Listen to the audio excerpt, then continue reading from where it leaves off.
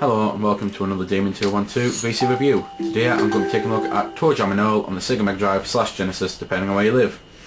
If you've never played the game before, it's a little hard to describe. It's a bit more of a chill out game if you're in the UK or anywhere in the EU or Australia and the likes, any 50Hz region, because our version compared to the 60Hz version is a very slow paced game. So this, if you're watching this thing in the States, this probably isn't going to be very helpful for you.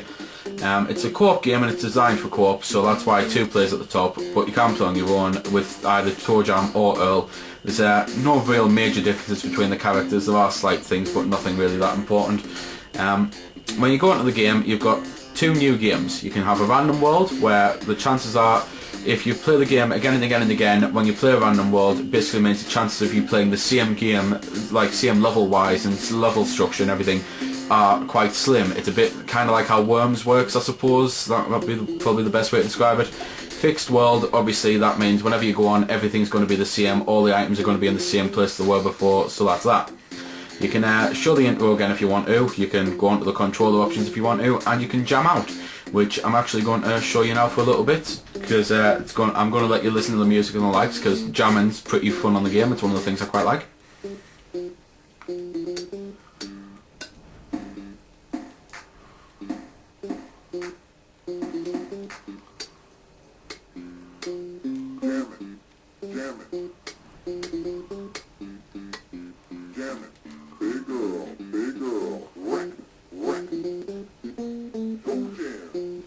And they're basically, the whole point of this is you actually, well, control both the characters, not like you can have one of yourself and one on the friend and all that, and basically by pushing up, left, down, right, A1, 2 and the likes, then they'll all do different sound effects depending on which ones you push, so you can actually make music with each other. You can, it's something that's quite cool. It's, if you've got 5 minutes, you might want to put it on and mess about with that.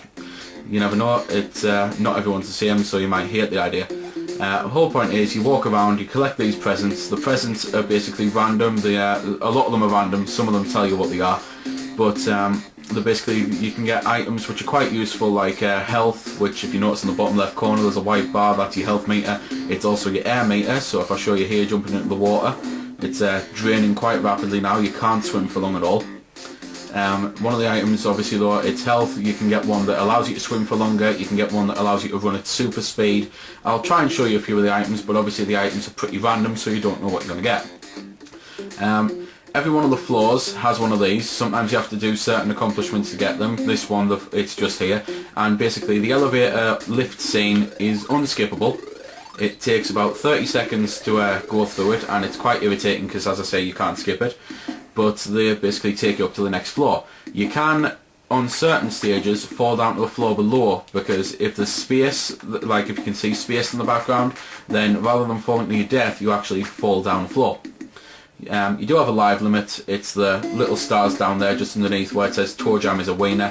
That wiener thing is basically, well, it's basically saying your rating at the moment. Obviously, depending on how well you do, your rating will advance, and how much money and the likes you've got, because you can collect cash to buy things from certain vendors, so that's pretty cool. You've got a button to display how much of the map you've used so far, basically, so like it shows you where you haven't been. There's a button to go into these. These are the hip tops. I can never remember which button it is you have to actually press to use them, but I'll try and use them now. And there we go. Well, I'm using them, but it's I'm slightly faster, but I'm not really doing anything. There we go though, that's the button. I can never remember the buttons on this, but basically there's a button to sneak, and when you use the hip tops, the sneak button, rather than you go on really slowly past enemies who are asleep so that you don't wake them up, instead you run like the wind basically. So as soon as the hip tops wear off, I'll show you the sneaking, because it is quite an important thing, because as I say, there are enemies out there that are trying to kill you. For instance, him there, he was asleep, and had I been able to sneak past him, then he wouldn't have woke up. Instead he's woke up and he's trying to hurt us. Unfortunately, you can't kill the enemies, so it's pretty irritating. It just means you have to keep running around, running away like a wuss. But then again, I don't know.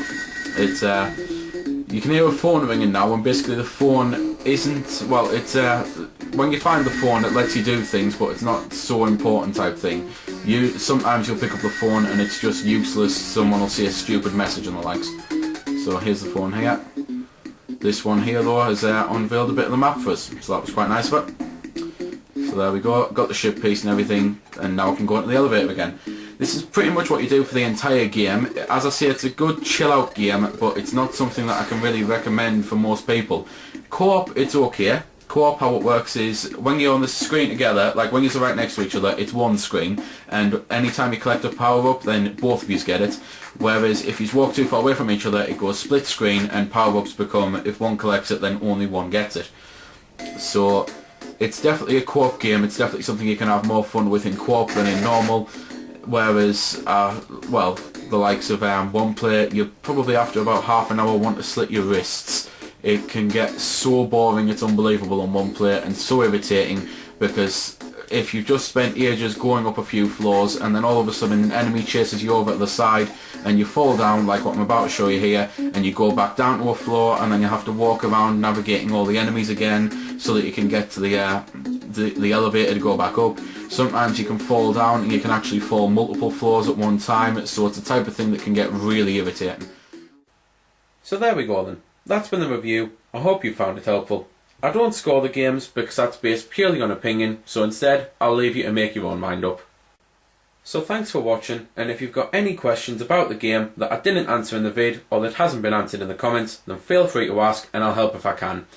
Also, if you did find it helpful, don't forget to check out my channel because there's plenty more like this up there, and don't forget to subscribe because there'll be plenty more to come as well. So until next time, this has been Demon212, signing off.